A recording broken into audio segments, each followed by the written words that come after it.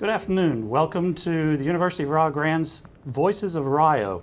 I'm David Lawrence. I'm the Dean of the College of Arts and Sciences, and I also serve as the Associate Provost. I'm excited about today's guest. We've got two outstanding faculty members from the School of Education who are going to be sharing with us about some of the exciting things that are going on in the School of Education. And we also have a couple more guests that I'll be talking with in a few minutes. A current teacher in our public school system and one of our current students at Rio who is doing her student teaching experience. So I'm thankful and glad that you came along with us this afternoon, and I want to introduce the two guests that I have with us now. Along with me are Dr. Nanetta Fults, who's the chair of the Bunce School of Education, and along next to her is Dr. Valerie Valentine, who's one of our professors of education who deals primarily with early childhood education. That's right. Welcome to both of you. Glad you could be here this Thanks. afternoon to discuss some things. Dr. Fults, why don't you begin first off by telling us a little bit about yourself, Okay. and then maybe you can talk a little bit about what's going on in the School of Education. Okay. As Dr. Lawrence said, I'm Nanetta Fults. I'm originally from Jackson. Completed 35 years of service there in Jackson City Schools and retired. Came back to my alma mater to serve as field director for the Bunce School of Education. And thinking it was a part-time job, it's now worked into a full-time, and I truly enjoy it. I work primarily with our clinical practice students, our graduates, getting ready to graduate. The Bunce School of Education has a very rich heritage. The University of Rio Grande began as a teacher college. That was the purpose when it began. When I was here as a student, it was still just a teacher college. It has now, of course, expanded to multiple 4-year and 2-year programs. But we're very proud that our heritage was the beginning of the university. We're also proud of the service that we provide Southeastern Ohio. We feel that we make college accessible, university programs accessible to the area. We have a lot of students who will tell us, I'm the first person in my family to graduate. So we're really pleased that we're able to provide that to our area, and also that we're able to provide quality candidates back into the schools, because a lot of them like to stay in the area. And so we're able to supply our area schools with, we feel, quality, good candidates to fill those positions. It's my understanding that many of the teachers who are out there in this area are actually Rio Grande graduates. Yes. There's a large percentage of the teachers and administrators who are grads of Rio. So we've actually had a long, as you said, rich heritage of providing this area with public school teachers. Yes, we have. Do we also provide teachers for other areas of both the state and maybe even throughout the country? We do. A lot of our candidates go elsewhere to other states. A large percentage stay here. That's typical. But we do have them in other states. We do a lot of Skyping with some of our students. And we've had one young lady in Alaska. We have another young man in Korea. And it brings in that multicultural aspect that we don't always get to share here in Southeastern Ohio. So right. it brings that back. And we enjoy seeing those candidates as they've moved on.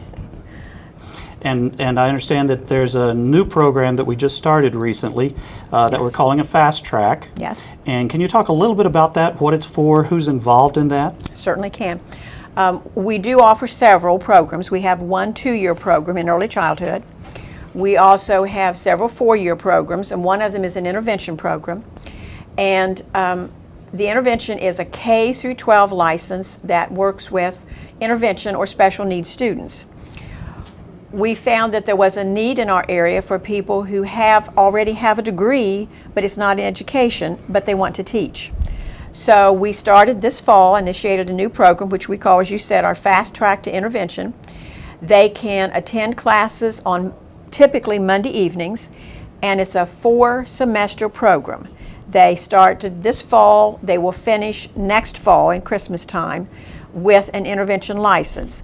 They don't get a new degree, but they do work off the coursework to get a teaching license. And that license is in K-12 intervention.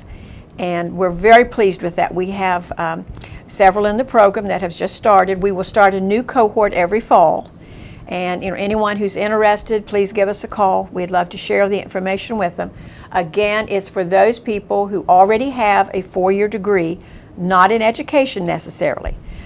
Some of our candidates are education majors, and they just want to add intervention to their license. But we're really excited about that program. Can you talk just briefly about what an intervention specialist does in the classroom? Okay.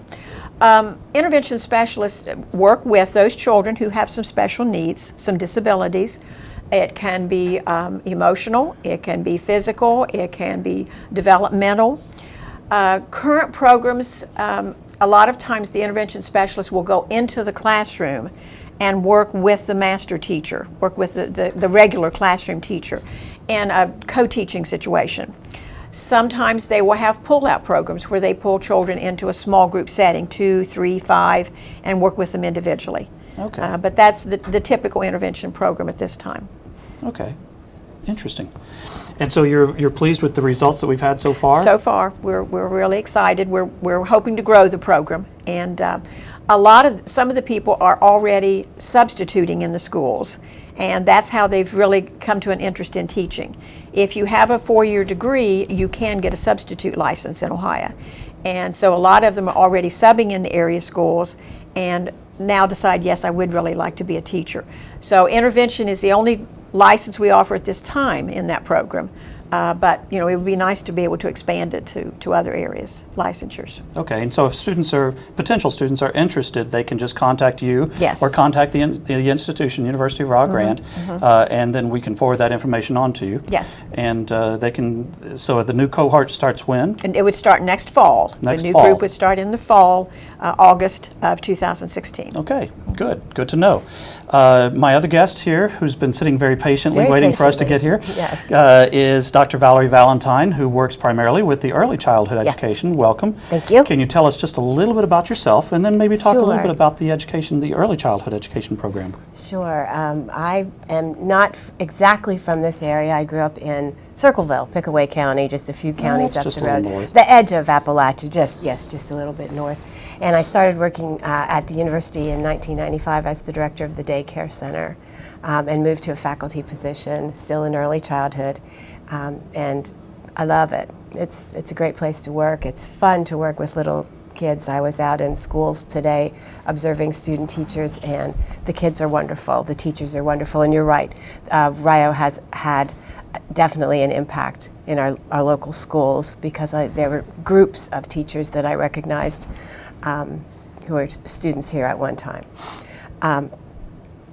And what I would like to talk about a little bit more is that field experience that we think is one of our strengths. Yes. That first class, first semester, freshman year, our education students are out in the field. We think it gives them the opportunity to see what being a teacher is like, and if they like it or if they don't like it. Well, that's an important decision to make early on. Exactly, yes. What do they do, like in that first class, when they're going out in schools? They will often just observe actively. So if a little student comes up to them, they will maybe end up reading a book or playing blocks or playing with Play-Doh or whatever's going on there. They gradually take more part as an assistant to the teacher. And in early childhood, we have to document for our accrediting folks that our students have had experience in several settings. In a pre-K setting, maybe in a school or a Head Start or a child development center, kindergarten, first grade, second grade, third grade, several different settings. And we try for urban as well as rural. We do the best we can with that, and that's where our Skyping sometimes comes in and helps. And then when they reach around their junior year, we have what we call junior field experience, which is 90 hours in the classroom, and they have to teach 5 lessons, and those 5 lessons are observed by a faculty person. And that's 90 clock hours. 90 clock hours. Right. Okay. Right. And then I think that our crowning jewel right now is our field experience. Our used to be called student teaching. It's 12 weeks in the classroom, and that's not hours anymore. That's 12 full weeks, where we go from the master teacher is in charge, the student teacher works his way or her way into being in charge of the complete class, and then we back off of that a little bit. the way we that's do where it. they really get Yes, their experience. yes, it is. Yes, it is. We have. We want to share all the resources with the students, and by students I mean the little kids there in the classroom. So we don't ask the master teacher to back completely away. We don't ask the student teacher. They're not sitting down any place. The students get the benefit of 2 teachers in the classroom during this experience. And So the student teachers, or the student who is preparing themselves to be a teacher, yes, is the teacher student candidate, candidate, yes. is not by themselves in the classroom. Oh, They're no, actually no, with the master no. teacher and basically helping and then taking over, and it's just they transition sharing, into yes. that shared responsibility. Yes, it's a flow and a use of all the resources. I think most teachers would appreciate another set of hands and eyes in the classroom. I can imagine. So. Is this the normal way? Is this the way that most schools approach their clinical experience or their student-teacher experience? I think we're moving that way. We've done it for a while. It is a state initiative to kind of move to this co-teaching clinical model. Oh, I like that. I like the term co-teaching. Yeah, it makes a lot of sense. Was there anything else that either one of you wanted to share? I know we've got some more guests who I'm anxious to talk with, and they're anxious to talk to us about some things that are going on. Anything else that you want to share? I can't think of anything. I think we're excited to let them, Yes. the real student and the real teacher get up here and share their thoughts. We're That's excited terrific. about the model. Well, thank you so much for coming by You're welcome. and sharing some information with us. Thank you. I'm looking forward to speaking with our next 2 guests. They are Wendy Wade. Wendy is from this area. She's one of our students doing the clinical experience right now, and she's at one of our local schools, Southwestern Elementary School, which is part of the Gallia County Local School District. Along with her is her master teacher, and she's going to be introducing her in just a few minutes. But come on up. I wanted to give Wendy a chance to talk just a little bit about really what it's like to go into the public school teaching classroom and work with students and realize that the next year that could be your classroom, that you're going to be walking into a classroom teaching students that age group, possibly there, possibly someplace else. So welcome, glad you could come by. Nice to see you, Wendy. Nice to see you. Why don't you begin by telling us just a little bit about yourself, how you got to Rio Grande, all of that stuff. Well, my name is Wendy Wade, and I am just a typical student. I graduated from Gallia Academy in 2011, and I knew from the very beginning at first grade that I wanted to be a teacher. I used to sit at home and, teach my little animals, and I just knew that I wanted to go. I decided to stick close to home, and so I chose University of Rio Grande, and I have loved it. I have had a wonderful experience. I've met so many wonderful professors. I've met wonderful teachers that I've had in observation and now my student teaching, and I have just had a wonderful time. I work at a local grocery store to be able to afford the University of Rio Grande, so I feel like I've done well. Good. And this is my master teacher. She is a first grade teacher at Southwestern Elementary, and her name is Kelly Carter. Welcome, Kelly. Thank you for coming by, and thank you for sharing your experience and your willingness to work with our students, especially Wendy. Yes. Well, not especially Wendy, but you know what I mean. I know what you mean. And so it's nice to have you here, and you can give us some perspective about what's going on in the classroom, how long you've been teaching. Can you tell us a little bit about yourself? Mm-hmm. I graduated from Wellston High School, and I graduated from Rio Grande in 1989. And I sat out for a while, started a family, and actually started teaching 20 years ago. So this is my 20th year in education, and always in first grade. So that's my experience. Okay. There. So yes. I imagine you've seen quite a bit of change over the last 20 years. I have seen quite a bit of change, yes. I was just going to say, you had mentioned about other people going out of state. My sister teaches in South Carolina, and my dad's a teacher. So we come from that kind of a family, but back to first grade, I've definitely seen changes, terminology even Oh, from yeah. that. I've noticed some of the words that they were using. It's like I know what they mean, but the terminology's even changed. But kids, the testing, there's lots of changes. There are a lot of changes, both Yeah. state mandated and federal mandates. Yeah, we could probably get into a fairly controversial argument about, or discussion, maybe even lively discussion about No Child Left Behind and all the Right. testing and all those things. Right. But really what I'd like for you guys to chat about is, tell us a little bit about the experience that you're having in the classroom right now. My experience so far, I walked in knowing that I wanted to teach, knowing that I wanted to reach every student. And I am extremely lucky to have Mrs. Carter. She has opened up her classroom. She has given me everything, every book. She tells me things that she's done in the past that helps. She has let me try some of the things that I've studied and researched in my past 4 years here at Rio. And some of them worked, some of them didn't. But it's just been a wonderful experience. I feel that we co-teach together. She helps me plan, I ask her questions, she answers them to her best ability. We try different things, and I think it's going pretty well. It's going great. Can yes. you talk a little bit, you mentioned that term again, co-teaching, and Dr. Valentine and Dr. Fults mentioned the same thing. Has that been a change over the past few years that maybe you may not have experienced so much, but perhaps you have, the different ways that student teachers, and I guess that's not the term now, it's the clinical experience, the student candidate, the teacher candidate. Can you talk just a little bit about some of the changes that have gone on in that area?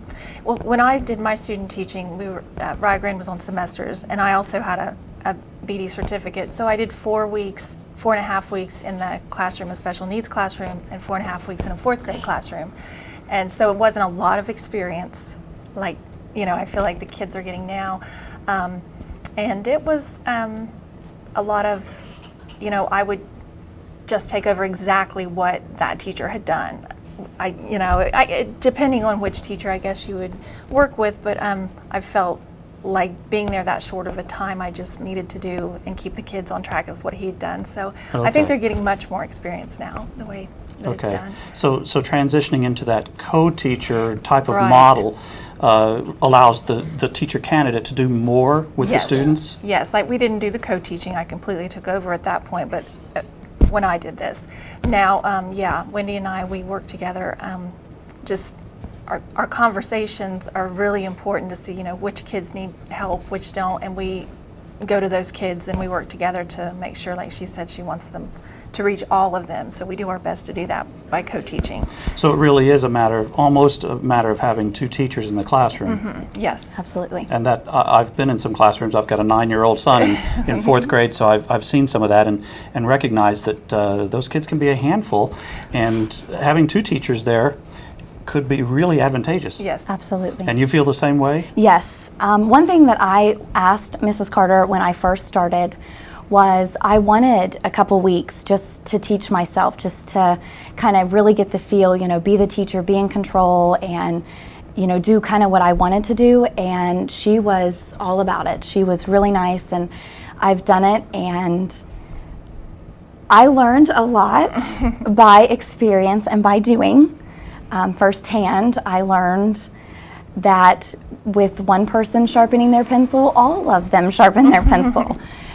So those are just experiences that you really have to just experience firsthand.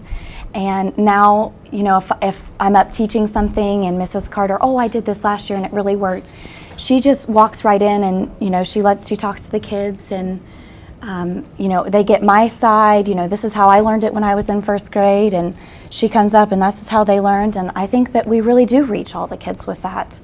And I think the co-teaching is really working well. And have you felt like Rio has prepared you? We talked earlier with all the observation that's required, and Dr. Valentine mentioned that as you progress as a student here and become a teacher candidate, it moves beyond just observing in the classroom, but actually doing something. Now, I know that that's a good way of learning. I remember back to my first year of teaching, and I learned so much about teaching that first year. And I felt like I was very prepared, but it was different when it was my classroom and I walked into that. Have you felt that way as well? Absolutely. I was in a daycare my very first semester. We had 15 hours to do, and it was a really good experience. I always loved babysitting. And so I was in the toddler room, and I will never forget those kids. You know, it was my first time. I was so excited, and we did so many things, and it's definitely a different feel in a daycare rather than an actual public setting. So that was really fun, but I have done observation hours every semester here at the University of Rio Grande, which it has definitely prepared me for student teaching, but you learn a lot from being in the classroom and doing things yourself. You know, you're in charge of those kids. In observation, you don't have 15 different kids saying, "What do I do, Miss Wade? What do I do?" You know, I mean, you have to experience that yourself. Junior field, which you do your junior year, which is 90 hours, it gives you the idea. You do have lessons to teach. You do have professors coming in and evaluating you. You know, they really give you pointers. They really help you learn different things, you know, how to reach all the students and things, and that really works well for me. But again, when you get to be a teacher candidate, it's a different ballgame. Just like your first year of teaching, you really learn a lot of different things. It becomes very real, or at least it did for me when I did that first year. It became very, very real when you're in front of your students. It's no longer an academic process. Yes. Do different teachers, when you're in a clinical experience, this is for you, Kelly, do different teachers work with student teachers or teacher candidates in different ways, or is there a prescribed kind of way of doing things? There is a prescribed way, like they suggested earlier. I think everybody's different. My daughter just finished her student teaching last spring, and I call her a lot to make sure I feel like I'm doing the right thing for Wendy and say, how did your master teacher? And it's very similar, but of course I really enjoy watching Wendy have these ideas, and I say go for it, and just seeing afterwards she and I talk about it, did that work, or that was a great idea. I just enjoyed that experience because I can learn from her as well.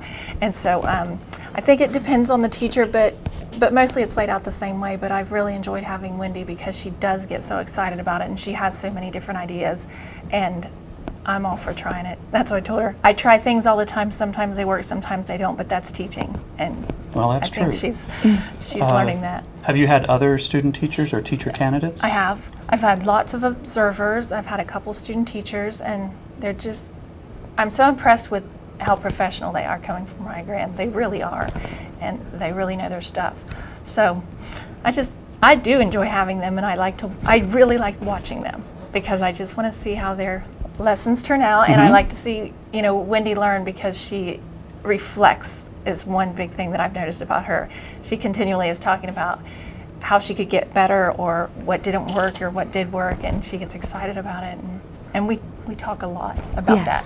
And I think it's very helpful. That's terrific. That's exactly the way I think it's supposed to work, if I'm not mistaken. Wendy, do you have any specific, you don't have favorite students yet, do you? All of them. All of They're them. all That's my a kids. very good answer. They're all my little loves. That's such I a good do answer. enjoy them. How do you go about dealing with, or have you had to deal with, well, you probably haven't had any real problems, but we hear on the news about things that are going on, and in first grade I imagine it's not so prevalent, but how do you deal with students when first graders have a lot of energy, if I remember correctly? Wasn't that long ago for my son. How do you deal with that? How many students do you have in the classroom? We have 22. We started with 20, and we've gotten 2 new students in the past 5 weeks. Yes. So it's been different. One thing that I've noticed, Southwestern is a very small school. There is only one teacher for first grade. So we have all kinds of students, and we have all kinds of personal stories and their background, and you have to deal with those one-on-one. When they're anxious, when they just want to get up and run, I have different things. I've tried different things, things to fiddle with their finger, or we've tried standing up, putting your chair in, letting them wiggle. We've got one that just likes to walk around, and that's okay. As long as they're not disturbing others, I think it's okay if that's what they need. We've got a couple that like to draw when I'm up teaching, and if they can multitask, then go for it. I think that with the digital age that we have to take things into consideration and learn from them, see what we can include. Well, that's an interesting observation there, or a comment that you just made about the digital age. And another question for you. Have you seen over your last 20 years of experience a change in the way students work with each other and with basically how they learn because of Yes. the technology that we now have? Yes, definitely. And she and I have talked about that a lot. They do have trouble sitting still, and they do want constant attention and feedback and more excitement. They want. I said we have They to feel like they're having to practically do compete. tricks. Yeah. It's like I'm Compete over with what's here. going on TV. Yeah, and when we still do have our computer lab time, and they are leveled, that's very good for differentiated learning. But when we have that whole class instruction, that's when it gets to be a little bit challenging because and we've talked about how computers and games, they're so used to just instant gratification. yeah. It just instant everything. So it's real hard for them to be patient. It's hard for them sometimes to listen because they know they could hit that replay button and get it again, and it's like that doesn't always work with the teacher. That's true. It's like, listen to me the first time, but I've definitely seen changes. Have you been able to incorporate some of the newer technology into the classroom? Mm-hmm. We have the Memio, the whiteboards, and we can pull up all kinds of different activities with our, even with our curriculum. They would have different websites we can pull up where the kids can do interactive things on the board. Like I said, we have computer labs and have lots of educational programs for them, which is good. They love that. Well, it sounds like not only are you having a terrific experience, it sounds like you're enjoying it as I well. really am. I am. And it's again, I want to thank you both for coming on and sharing some time with us and telling us a little bit about what's going on in the classroom. And it's good to hear that Rio is still producing some very good quality teacher Yes. candidates and making for good teachers. Thank you. I will invite you to come back to us in another week, I guess. We'll be having another show, and look forward to talking with you again about some things that are going on at the University of Rio Grande and Rio Grande Community College. Was there anything else? That was it? Okay, my production crew is telling me that's it. Thank you for joining us.